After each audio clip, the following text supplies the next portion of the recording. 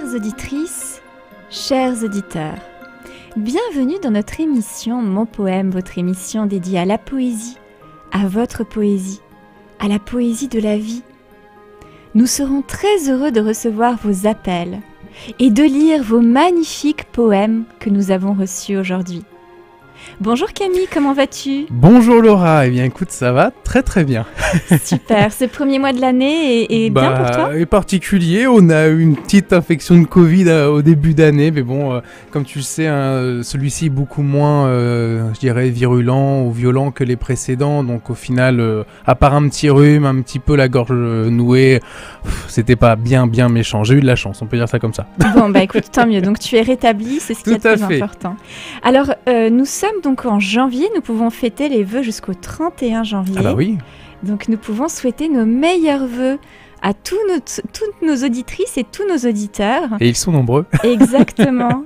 Et que cette année vous apporte toute la lumière que vous en attendez, que vous soyez dans la joie, qu'elle soit la réalisation de tous vos rêves et même de ceux que vous n'avez pas encore espéré rêver. C'est vrai, parfois il y a des rêves qui arrivent comme ça et on espère que ce sera l'année des rêves pour vous. Exactement, une merveilleuse année. Une année pleine d'espoir. Exactement. Et alors, il se trouve que notre thème d'aujourd'hui, c'est la grâce, qui fait un clin d'œil à la précédente émission qui était sur le pardon. Alors toi, c'est quoi ta définition de la grâce, Camille ?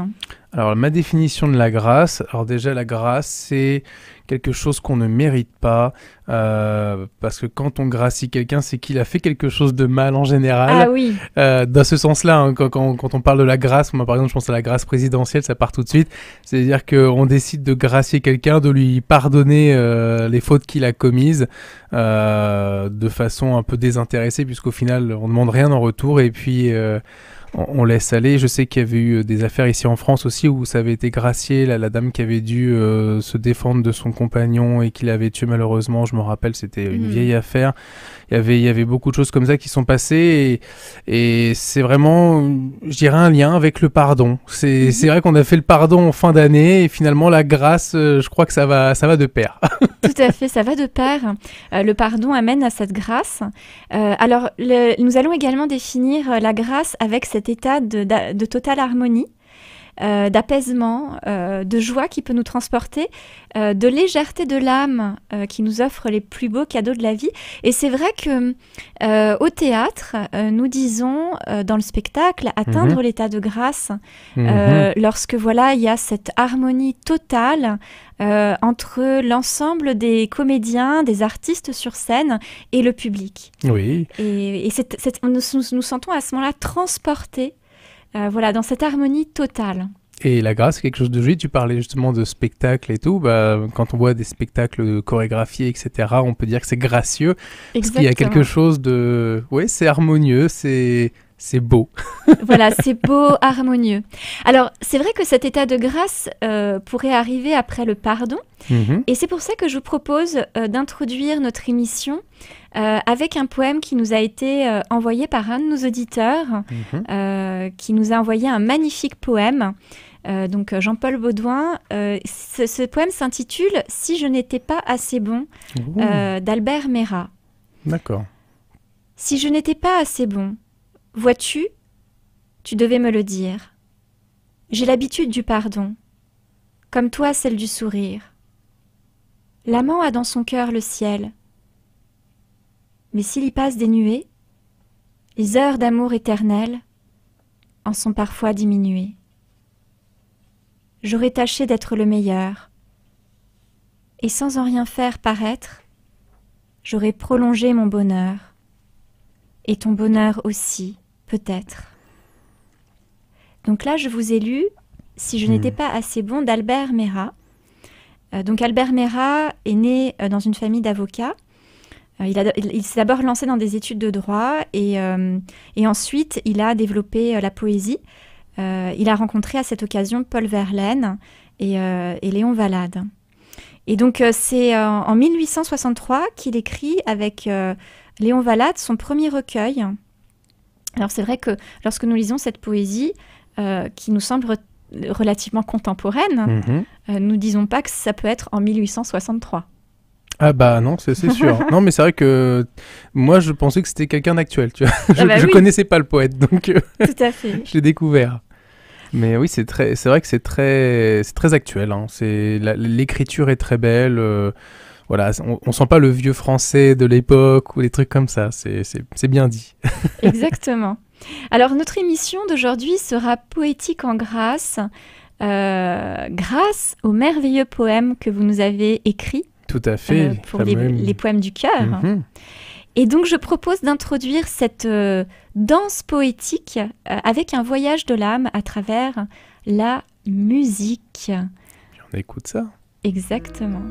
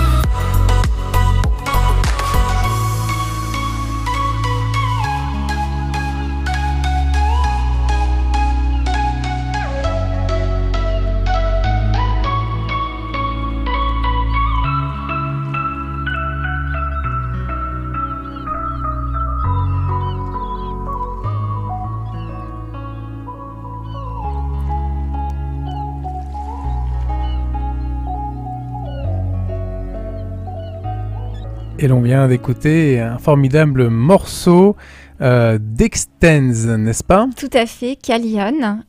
Donc un très beau morceau qui nous a transportés dans cette joie de la nouvelle année. Tout à fait. Et c'est important puisque la nouvelle année, c'est là où nous redémarrons l'année. Donc il faut beaucoup d'énergie, il faut des énergies positives. C'est vrai. De l'optimisme, et ce, quelles que soient les circonstances. Tout à fait, tout à fait. Et ouais, voilà, c'était super. Un petit morceau que je connaissais pas non plus. L'auteur, c'est qui exactement? Alors, c'est un morceau donc, qui s'intitule Extens de Callion.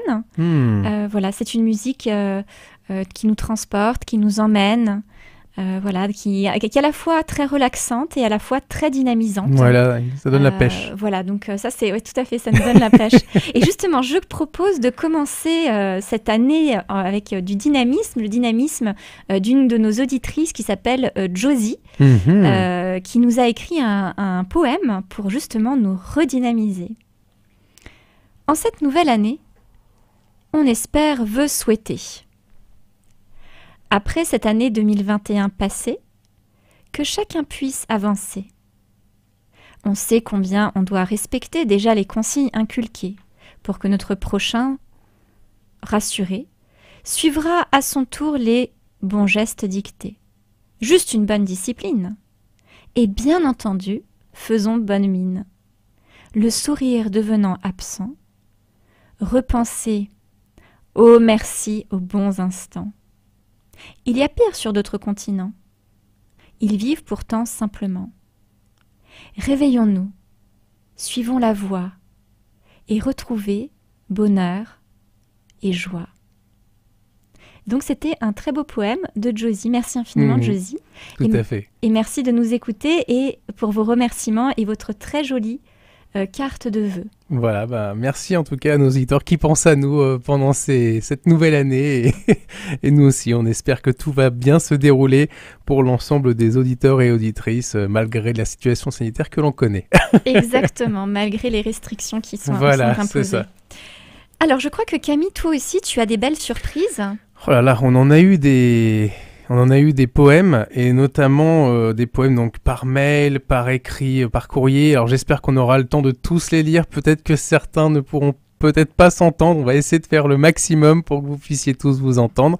Et on va commencer avec un poète qui était venu ici, en plus dans les studios, il y a de ça pas si longtemps que ça, je crois il y a quelques mois, Frédéric Andreu. Je pense que tu te souviens de lui. Exactement, je me souviens de notre invité, notre poète. Tout à fait. Frédéric Andreu, tout à fait. Eh bien, il nous a envoyé un poème qui se nomme Un poème à la ronde et que je m'en vais de ce pas vous lire.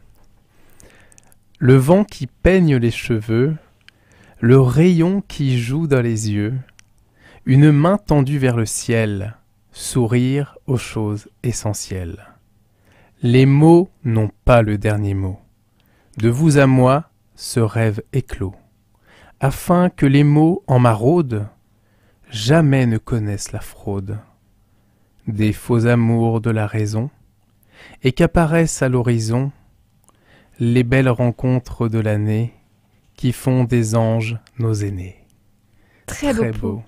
Poème. Ouais, non mais j'ai trouvé c'était très beau. Il y avait des petites références aux maraudes, à ceux qui sont là pour aider. Je pense que c'est eux les anges qui sont un peu nos aînés, qui sont là pour soutenir également les personnes qui sont en difficulté. Parce qu'on rappelle que ces poèmes-là visent justement à donner un peu de punch, de positivité, de rapporter un peu de baume au cœur, voilà. Baume au moral, je sais pas comment ça se dit, mais oui. Et ça fait plaisir d'avoir ces poèmes-là. Oui, c'est vrai. Vos poèmes vont servir, donc ils vont être distribués, ils vont être donnés par la Société Saint-Vincent de Paul pour apporter justement cette chaleur au cœur. Hein, c'est pour ça que ce sont les poèmes du cœur. Alors, je vais continuer avec un très beau poème. Donc de notre auditeur Jean-Paul Baudouin. Magnifique poème, j'ai été très touchée par ce poème. On l'avait déjà écouté une fois, je crois, ce poète. Ça me dit quelque chose.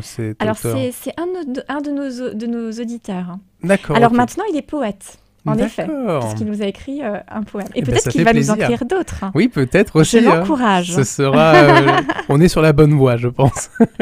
Je l'encourage à en écrire d'autres. En tout cas, voilà, ça retranscrit toute la sensibilité de son cœur. D'ailleurs, c'est pour ça que j'ai tenu à lire ce poème.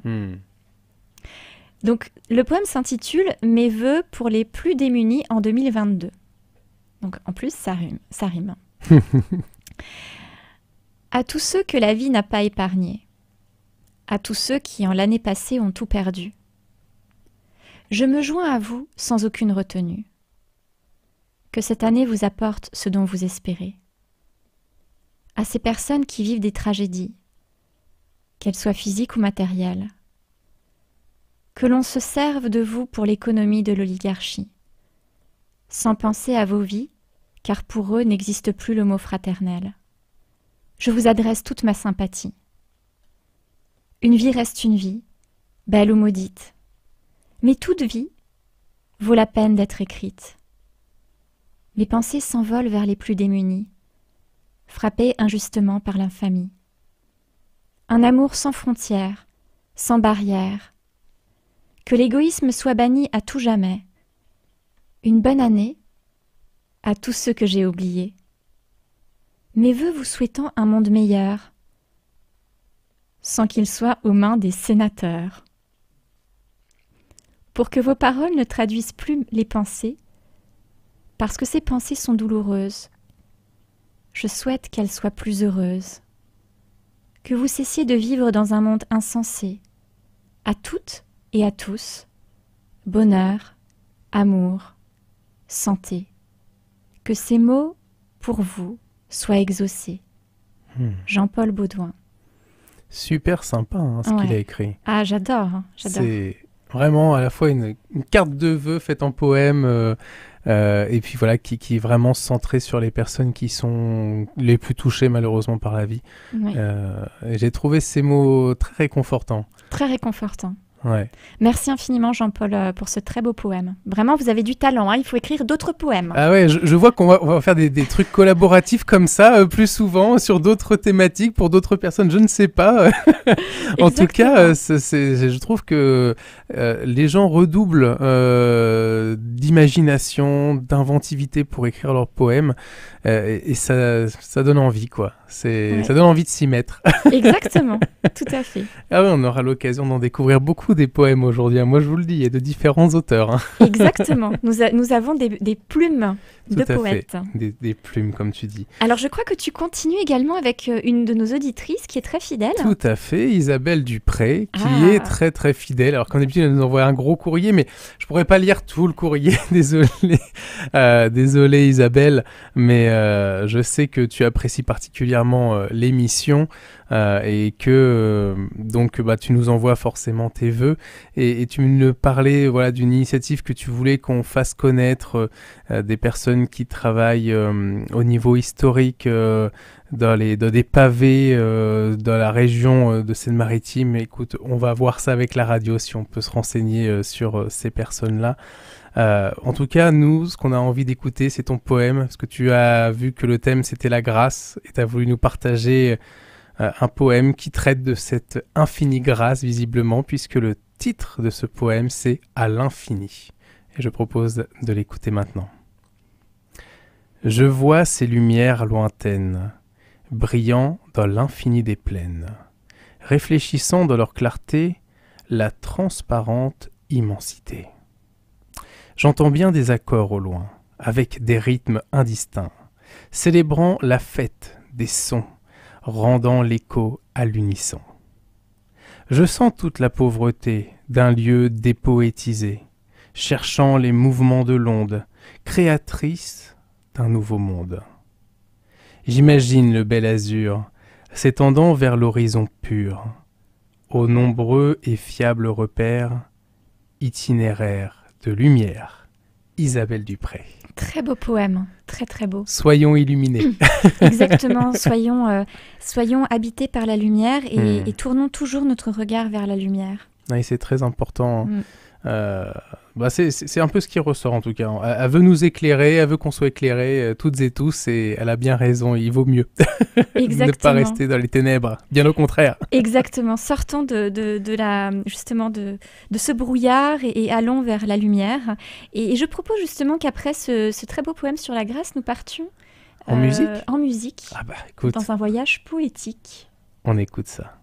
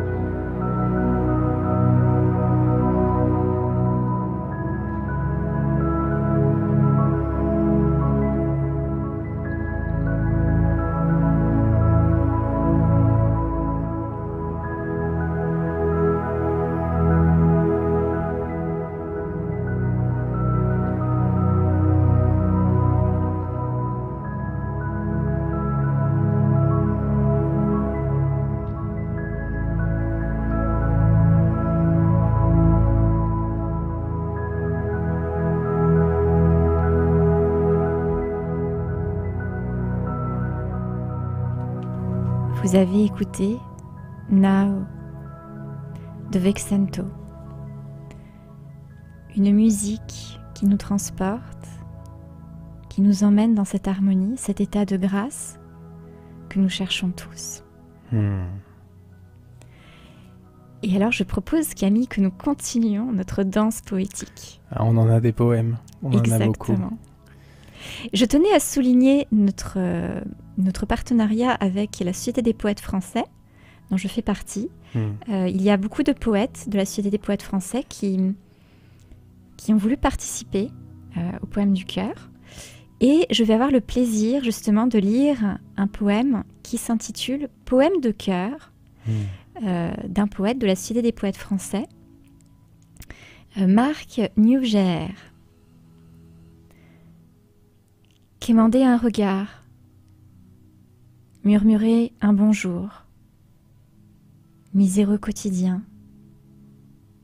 de pauvre air en quête, d'une pièce d'argent, petit geste d'amour, recroquevillés dans l'ombre de notre opulente lumière, leur ciel s'est emmuré dans une froide éternité. Donner de l'importance à la valeur humaine, rendre leur rêve exclu, accessible à l'espoir, raviver les braises pour réchauffer leur soir, tendre la main à ceux qui sont privés de tout, repeindre enfin leur ciel aux couleurs de l'entraide, arc-en-ciel de l'amour. Très très beau poème. Ah, superbe. Il finit en beauté. Exactement. Avec la beauté de l'arc-en-ciel. Non, c'est très très joli, franchement. Merci beaucoup, Marc. J'ai pas retenu son nom. Nieuwger. Ok. Ouais, très très beau poème. Avec beaucoup de sensibilité, de l'imaginaire. C'est vraiment très beau. Tout à fait. Alors je crois, Camille, que tu continues cette danse poétique. On ne s'arrête jamais. Exactement. Là aussi, c'est une autre membre de la Société des poètes français. C'est Hélène Morel qui nous écrit depuis Paris. Parce que oui, un petit peu partout, vous allez voir, dans tous les quatre coins de la France, on nous écrit justement pour cette émission. Exactement. Et son poème se nomme « Regard dans la rue ». Il est là aujourd'hui. Il sera là demain. Il était là hier. Il pleut aujourd'hui. Il fera beau demain. Il faisait gris hier. Tout ça, il s'en fiche. Le temps, c'est pour les riches. De loin, on voit sa silhouette, immobile comme une sculpture. Elle fixe les girouettes de nos frivoles natures. Arrêtez de tourner. Regardez mon regard. Essayez de m'aimer. Il n'est jamais trop tard. Dans sa paume quelques sous. Quand vous êtes passé, il les scrute. D'un coup d'œil furtif, le cœur à vif. Pour lui, c'est beaucoup. Retournez-vous. Regardez son regard. Il n'est jamais trop tard. Un poème de Hélène Morel. Regard dans la rue. Très bien, merci infiniment Hélène pour ce très beau poème qui justement nous montre l'importance de porter son regard à tous ceux qui nous entourent. Tout à fait, de ne pas être indifférent, parce que tout ce qu'ils ont besoin, c'est d'un petit peu d'attention. Exactement. Ouais, de l'attention, de la reconnaissance et de l'amour. C'est ça, tout à fait. Et je pense qu'on peut apporter tout ça en cette année 2022. Exactement, par un sourire, un regard déjà, c'est énorme. C'est vrai, c'est vrai. Alors, je vais continuer cette danse poétique avec un de nos poètes invités, qui a été invité par le passé, Karim Bellil, qui a été interviewé avec ses poèmes sur le thème de la beauté. Je me souviens.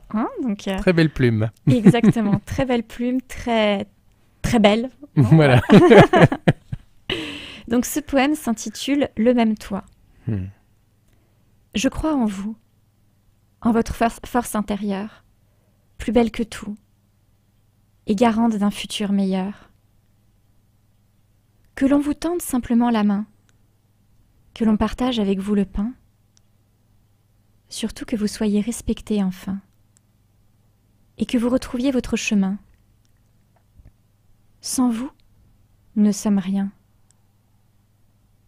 Sans nous, vous êtes déjà quelqu'un. Personne n'est à l'abri du besoin. Le bonheur part, puis revient. La société a besoin de vous.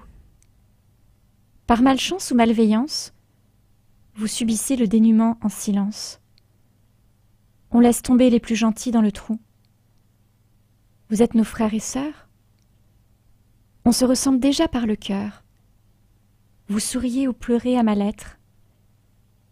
Elle ne vaut pourtant pas une miette. Juste une évasion dans votre vie difficile. Mais qui arrive à marcher sur un fil? Sans la solidarité, personne ne peut réussir. L'entraide est un présent d'avenir. Quand notre prochain n'est pas bien, qui peut se réjouir de son destin?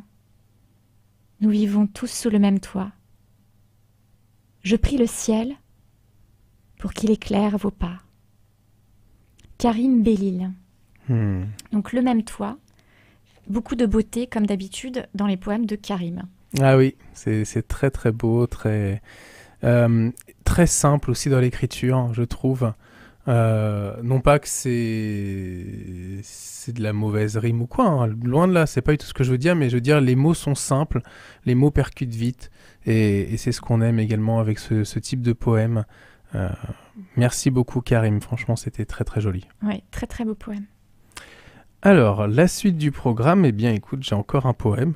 Et moi aussi, j'en ai encore. J'en ai plein, et en plus on a notre invité, parce qu'on a un invité quand même spécial pour la fin de l'émission. Exactement. Et il nous reste à peu près 10 minutes pour au moins terminer les quelques poèmes qu'on a devant les yeux.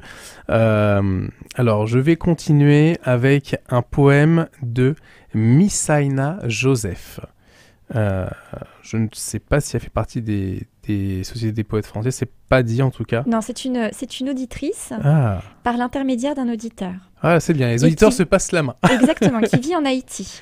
Ah, donc voilà. Elle nous écoute peut-être en Haïti là-bas ou elle est, oui, en France? Tout à fait. Alors en fait, ce qui est intéressant et que tu as dit tout à l'heure, c'est qu'en effet, nous avons à la fois des poètes participants et également des auditeurs qui nous écoutent dans différents endroits du monde. Tout à fait. Ouais, là, pour le coup, il y a Haïti. Je sais qu'il y aura les Pays-Bas à la fin de la... Exactement. à la fin de l'heure, si on a le temps de l'écouter. Bref, pour l'instant, on va faire un poème de vœux pour les démunis de Missaina Joseph. Enfant, jeune, adulte, tourmenté, brisé, ils succombent à la tempête de la vie. Des mauvais souvenirs hantent leurs jours, des tumultes. Les rouages intérieurs de leur esprit s'encrassent. Pincés par la misère, leurs dents se grincent, ils se cassent. Un jour, le ciel se dévoilera-t-il, se questionnant avec une telle envie? En eux se cache tant d'amour à partager, tant d'espoir à donner. Sur leurs lèvres, on explore un sourire porteur d'âme, qui n'attend qu'à rayonner avec état d'âme. Leur faim et soif à assouvir, mon couteau et mon fouet pour les desservir. Une lueur d'espoir égaye leur existence. Donnons-leur un moyen de construire un monde meilleur. Qu'ils n'en soient pas témoins mais acteurs. Qu'ils deviennent autonomes et responsables. Que leur couche sociale ne serve pas un pont de violence, un filet de protection. Tout aussi bien leur filet de saumon soit délectable, les tartes, les petits pains, les cookies. Que l'abondance soit partout et rend leur quotidien plus doux. Pour traverser les bouleversements les plus fous, la nature les offrira tous. La sagesse des anciens, la paix, la force nécessaire et l'atout. Mais leurs cœurs savent que la vie est amour, qu'ils tiennent toujours les liens vrais et justes, l'authenticité mais aussi l'humour. Mettons en avant avec grand cœur toutes ces belles personnes, qui à l'avenir feront des choses magnifiques qui résonnent, et qu'il nous importe d'agir pour les protéger, sans qu'ils deviennent des statues à ériger. Souhaitons les uns demain certains, avec certitude qu'il ne s'agit de quelque chose d'autant. Avec joie, un tel engouement de contribuer à quelque chose de beau, que l'amour, la paix règne à tout jamais pour eux, c'est un vrai cadeau. Donc, Misaina Joseph. Super. Très riche Ouais. d'images, très riche en termes d'émotions. Et je pense aussi que la culture joue beaucoup dans la formulation de justement ces poèmes. Exactement. C'est intéressant de voir ça aussi. C'est un très beau poème. Merci infiniment, Misaina. Alors, je continue avec une autre poète que nous avions interviewée qui s'appelle Marie-France Lefebvre. Je m'en souviens. Exactement, que nous avions interviewée sur la Dolce Vita. Ah oui, donc, exact. Voilà. Donc, toujours fidèle à elle-même, justement dans cette beauté de la vie, dans cette douceur de la vie.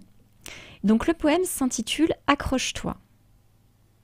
Si nous pouvions apprivoiser le temps en ne gardant que l'essentiel, maîtriser les tempêtes de la vie, semant l'amour et non la grêle, transformer nos larmes en nuages qui orneraient le bleu du ciel, si nous chantions le bonheur des saisons, mêlant nos rires au doux parfum de l'espérance, goûtant l'instant parfois si dense qui nous enivre, cherchant le simple, le vrai, le bon, il serait doux le sable d'or guidant nos pas, et l'eau dansante ferait renaître nos forces vives, murmurant d'un clapotis rempli d'espoir. Accroche-toi, la vie est belle, même s'il fait noir. Marie-France Lefebvre. Merci infiniment Marie-France pour ce très beau poème, cette douceur dans la vie, cette beauté que vous amenez dans vos écrits et vos aquarelles. Je suis encore émerveillée à chaque instant lorsque je repense à vos aquarelles et vos poèmes. C'est vrai que les aquarelles sont très belles aussi. Ouais, j'avais vu quelques photos qu'elle avait ramenées de ses aquarelles et tout. C'est vraiment magnifique. Faut continuer. Hein. C'est ça. Et puis moi, j'en ai encore un petit avant de passer à l'interview parce que l'heure avance vite et on a aussi besoin d'avoir notre invité. Et c'est un poème de Marie-Odile Bodenheimer. J'espère que j'ai... Bodenheimer. Excusez-moi. Ça s'appelle Ballade d'hiver et ça tombe bien, on est en hiver. Exactement, également poète de la Cité des poètes français. Ah bah, voilà. Donc Marie-Odile Bodenheimer. Je vais y arriver. L'hiver rigoureux a recouvert de neige les mots d'amour enracinés dans la terre. Un triste jour de solitude, la rigueur des heures glacées emprisonne les élans du cœur. Sur les murs gris de la rue, des signes lumineux d'espoir, la métamorphose des ombres en éclaircie de vie. Ton âme se réveille d'un long sommeil, ton regard est changé, tes doigts sont déliés, tu chantes une ballade ensoleillée. Enveloppé d'un manteau de laine, tes pensées plus légères que la lumière illuminent tes lendemains. Très poétique. Marie-Odile Bodenheimer. Je vais y arriver. Très beau poème, très poétique. Merci beaucoup. Merci infiniment. J'aime beaucoup l'image justement de... On voit qu'il y a vraiment l'hiver, mais derrière on ressent qu'il y a cette présence, cet être humain qui est là et qui a besoin aussi d'avoir cette chaleur, cette lumière. Et merci beaucoup en tout cas pour cette petite balade. Exactement, merci infiniment. Alors nous allons continuer avant de faire une très courte interlude musicale et d'introduire notre invité. Nous aurons le plaisir et l'honneur d'interviewer Olivier Furon-Bazan. Et donc je voudrais introduire cette interview avec un poème qu'il avait écrit qui me tient à cœur puisque je pense qu'il est très actuel. Donc là, nous passons justement sur le climat dans lequel nous vivons actuellement. Le poème s'intitule « Notre-Dame de Paris ». Fleuron de l'humanité, ton allure altière protège toute la splendeur d'un édifice, avec ses mystères et toutes ses prémices. De renaissance d'un mal sans frontières, Notre-Dame de Paris est un symbole, une pierre précieuse, pour tous les fidèles et amoureux qui prennent pour modèle les charmes du gothique et du Capitole.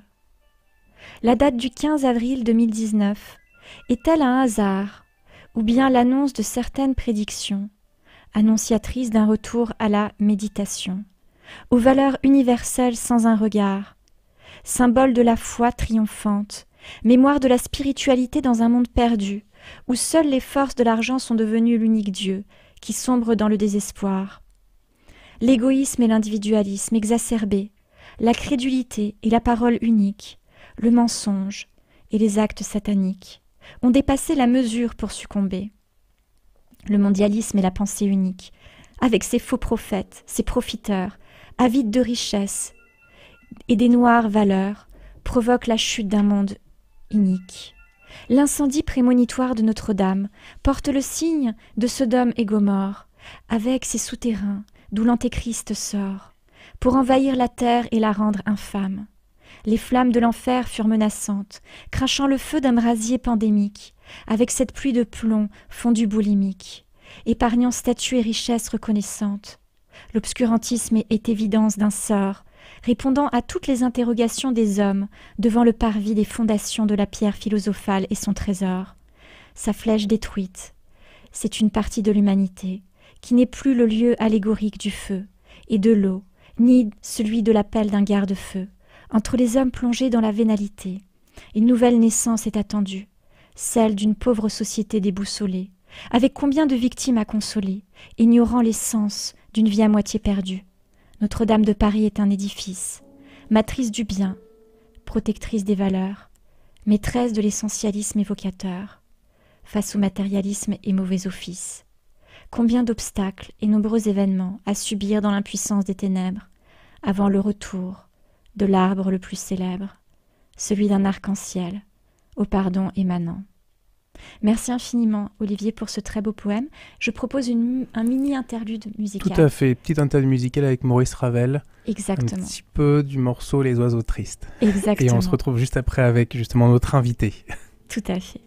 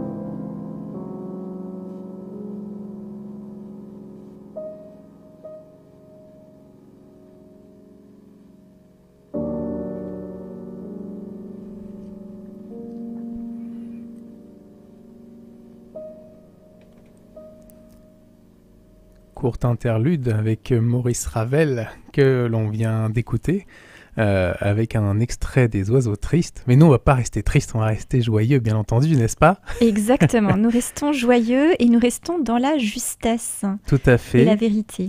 Et puis nous allons donc avoir notre invité que je m'empresse d'appeler, si tu veux bien. Oui, exactement. Oui. Bonjour Olivier, c'est Laura et Camille bonjour. de Radio La Sentinelle. Ouais. Bienvenue sur notre émission Mon Poème. Alors, nous souhaiterions que nos auditrices et nos auditeurs fassent plus ample connaissance avec vous. Est-ce que vous pourriez, s'il vous plaît, vous présenter en quelques phrases?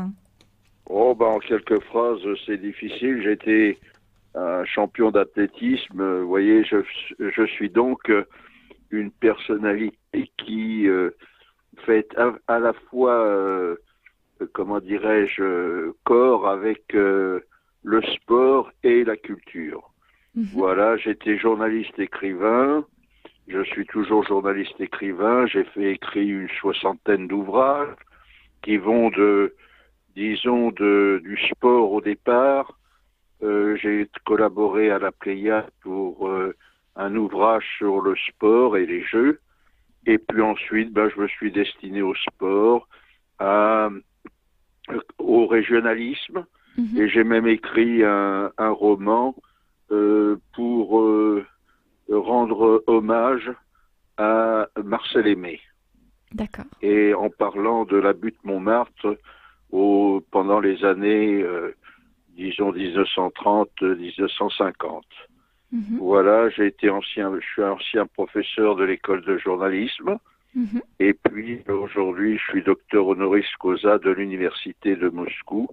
Je donne des conférences, en particulier sur Jean-Jacques Rousseau, sur Diderot, et on me classe maintenant comme un philosophe, alors que, si vous voulez, je n'étais pas destiné au départ à suivre les pas et les chemins de mon beau-père Paul Bazan, grand philosophe qui a écrit notamment toute l'histoire de la philosophie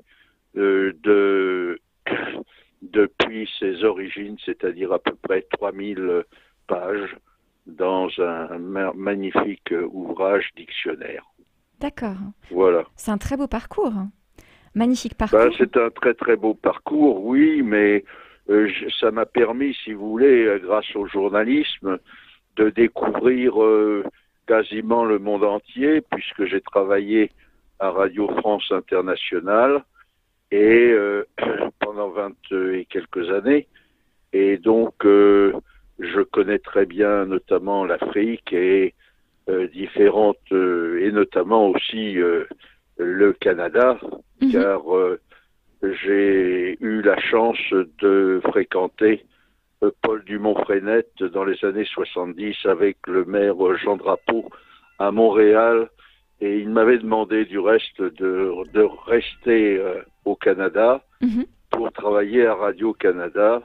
Et malheureusement, je venais juste d'avoir ma fille. Et à l'époque, on avait peur, vous savez, d'amener les enfants en bas âge dans d'autres pays.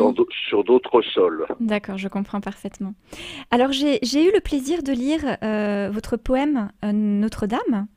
Oui. J'ai été très touchée par votre capacité à exprimer avec une très grande justesse vos pensées par rapport à l'actualité. Et cette capacité aussi que vous avez à le retranscrire dans l'écriture poétique. Pour vous, quelles devraient être les qualités que devrait avoir une poésie? Ben, la poésie, vous savez, c'est quelque chose de merveilleux. C'est l'évasion d'abord, et puis nous rencontrons dans la poésie la possibilité de réfléchir puisque nous touchons l'imaginaire. Et ça, c'est très important d'être toujours en communion avec votre esprit et non pas forcément qu'avec votre corps. Vous voyez, on a une chance inouïe de pouvoir réfléchir et on découvre au fur et à mesure tout ce qui nous environne. Et puis la poésie, c'est un art complet, vous savez. Oui. C'est à la fois de la peinture, c'est à la fois, comment dirais-je, de la photographie. C'est l'imaginaire qui parle, c'est la musique, ce sont les couleurs. Tout cela réuni, c'est merveilleux. Et vous savez, lorsque l'on parle de poésie, on parle très souvent du jeu amoureux, alors que ce n'est pas que l'amour et surtout l'érotisme qui se dégage chez un homme, mais les sentiments qu'on doit retenir sur tel ou tel problème. Bien sûr. Vous voyez ? Bien sûr. Et la poésie... Pour être un humaniste, en tout cas, il faut être poète. Un grand humaniste doit être un poète. Sinon, il est incomplet. Je partage totalement votre avis, Olivier. Et c'est vrai que la poésie est pour moi, en tout cas, la mère de tous les arts. Elle permet de faire passer des messages qui sont très forts. Notamment, vous parlez de l'antéchrist dans votre poème Notre-Dame. Oui, moi je crois que, vous savez, c'est ce qui m'est arrivé est peu banal. J'ai perdu mon meilleur ami, le président des Compagnons du Devoir. Je l'ai perdu au mois de mai, le 11 mai, le jour de la fin du confinement, du premier confinement, rappelez-vous. Bien sûr. Et quelques heures avant, il décéda. Bon, on peut décéder, on peut disparaître, mais ça m'a posé une question et une réflexion que j'ai eue pendant pas mal de mois, c'est de me rendre compte que 2 jours après, il avait rendez-vous pour remonter la flèche de Notre-Dame de Paris. Et cela, ça m'a marqué. Alors, il y a une autre chose qui m'a marqué, si vous voulez, c'était en 2020. J'ai donc, pendant 1 an et demi, réfléchi quasiment tous les jours. Et puis, une fois, en allant acheter des ouvrages, car je suis passionné par l'histoire de la Russie, par l'histoire de l'Arménie et de tout ce qui s'est passé pendant des siècles, car sur le plan culturel, je crois qu'on n'a rien on a tout à apprendre avec notamment nos amis russes. L'Arménie, c'est pareil. On a un attachement, vous savez, nous avons connu, nous, les Bretons, un génocide, et eux également. Et donc, tout cela, ça m'a amené à lire énormément dans ma vie et à découvrir un jour, en allant dans une bibliothèque, je vois le premier ouvrage, un ouvrage de Madame Fall, théologienne, professeure à l'Université de Londres, et qui a écrit cet ouvrage magnifique qui s'appelle Les souterrains de Notre-Dame de Paris. Curieusement, 10 jours après avoir lu cet ouvrage, j'ai découvert ce qu'était justement Notre-Dame de Paris par le biais de cet ouvrage. J'ai compris alors toute la signification de ce que nous avions ressenti un an avant, c'est-à-dire en 2019, le 15 avril, depuis le 15 avril 2019. Et figurez-vous que je réfléchissais à cela pendant mon sommeil, et le 8 décembre, j'ai eu une voix, je sais pas, intérieure, qui m'a dit mets-toi à la table, à ton bureau, et écris ce que tu ressens sur Notre-Dame de Paris. Je l'ai écrit à 4 heures du matin, j'ai fini à 8 heures, j'ai fait 12 quatrains, et en réalité, j'ai repris des idées que j'avais déjà ressenties, c'est-à-dire c'est prémonitoire, que j'avais ressenti déjà 10 ans plus tôt. Et je peux vous le signaler par le biais d'ouvrages qui sont sortis, notamment dans Méli-Mélo, vous avez, comment dirais-je, sur le mondialisme, j'ai titré « Nouvel esclavage ». Je parle de Sodome et Gomorrhe, etc., etc. Et finalement, si vous voulez, si je parle de l'Antéchrist, c'est que je l'ai découvert dans cet ouvrage, et c'est souterrain.